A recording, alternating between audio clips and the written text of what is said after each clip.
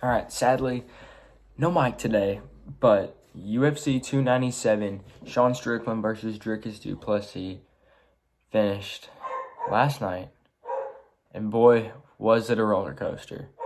So, to start off the main card, we had Arnold Allen and Movsar Evloev, and then to end the card, Strickland and Dricus du Plessis.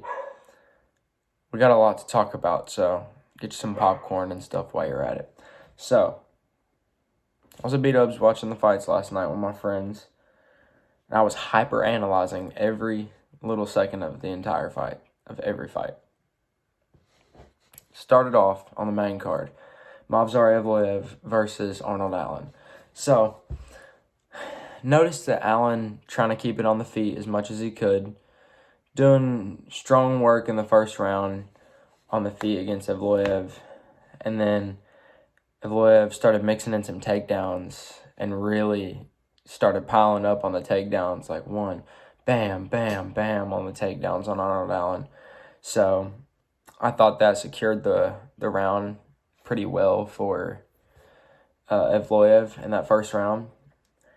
Then in the second round, Evloev once again going to the wrestling, just keeps on trying to drag Arnold Allen down. Can't really do much with it. I mean, he's the decision master. So, and then in that third round, I saw Arnold Allen landing a bunch of knees, and Evloev's hand was like his fingertips were on the ground, but they weren't supporting his body weight. That is legal. Those were legal knees, and Arnold Allen got robbed of a finish right there, which I will say, because Arnold Allen keeps going, sliced open Movsar Evloev with that knee, with all those knees too. And then the referee stepped in and looked at it, and, Evloev's bleeding out the side of his head because of Arnold Allen, and the round continues, and Arnold Allen gets beat by unanimous decision. That first fight was weird. But, I mean, I got that one right. Said that Evloev was going to win.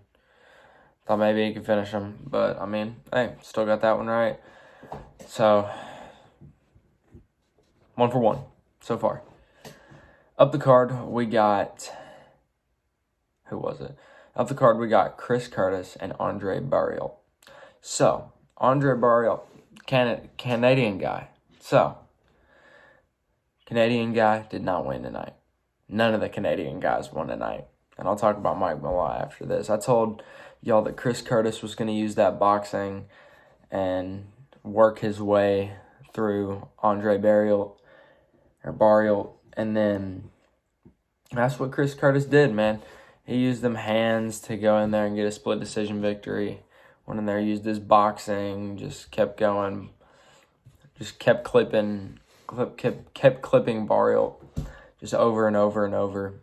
And Barriault really had a lot to give back. Like, he was giving a lot back. It was a close fight, but in the end, Chris Curtis, squeaked out that split decision victory. Nothing much I can really say about that fight.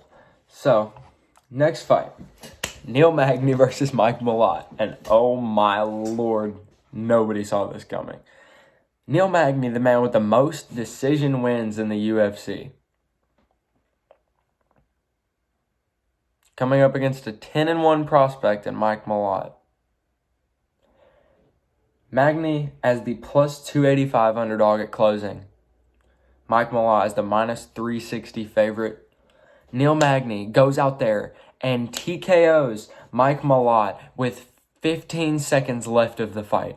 Holy, Neil Magny pulled it out of his ass for that one. And that was beautiful to see. I was so shocked. I was actually so shocked. And there I go. There goes my picks.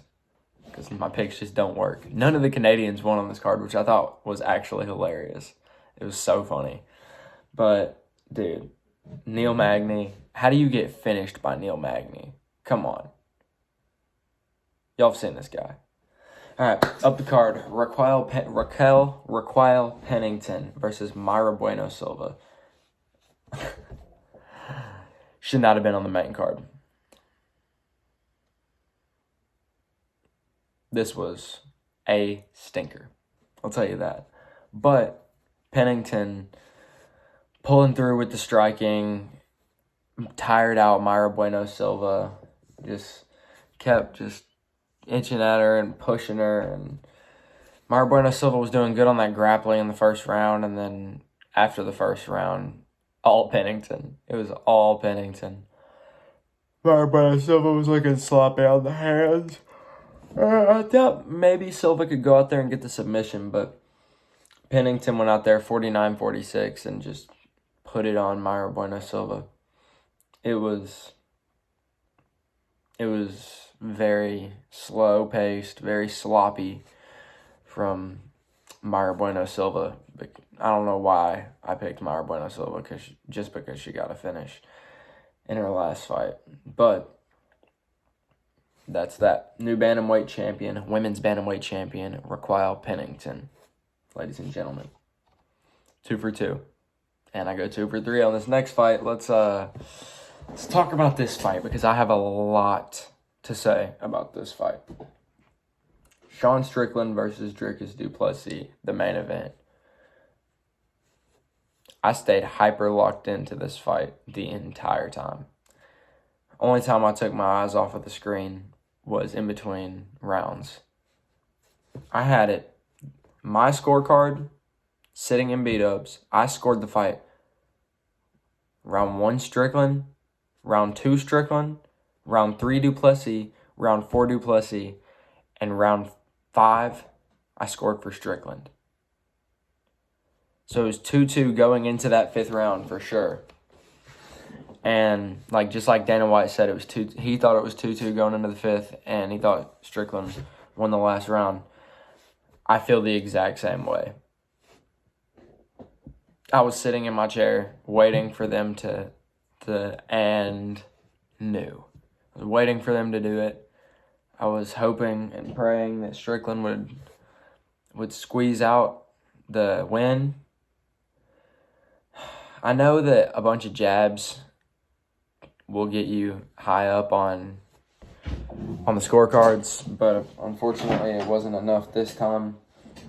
I mean, you got to factor in all the takedowns that Dricus landed, but Sean just keeps, he goes into that Philly shell and then he just starts popping the jab. You know what I'm saying? Just popping that jab.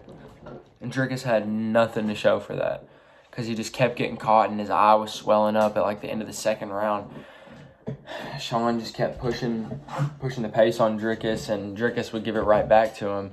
So sometimes it was Dricus on his back foot, sometimes it was Sean on his back foot. And Dricus liked to use that wrestling, went straight to the wrestling game plan too.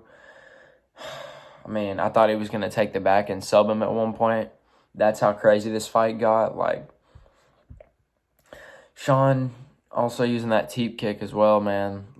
Just keeps pushing that teep kick into Dricus's, right into his stomach, and it just, Dricus always throwing them looping shots, and my buddy that was sitting next to me, he was like, man, I see Dricus, I think he's going to catch him with either one of those lead head kicks or that looping right hand or left hand. And man, I didn't expect this outcome, though. I didn't expect Dricus to squeak out a split decision victory. Man, fight of the night, fantastic fight, though. I have to see it again. I have to see this fight again. If I don't see this fight again, then Dana White's missing an opportunity for UFC 300 main event right here. This is UFC 300 main event caliber right here, because Sean Strickland is a superstar. Sean Strickland is a superstar, and I kid you not, he goes in there and he beats Dricus if they fight again, because, man, what a crazy close fight, and just what a brawl between both of those guys. Absolute, round of applause to both of them, seriously. And that's all we got to say for today. So make sure to subscribe if you enjoyed, and I'll see you on the next one.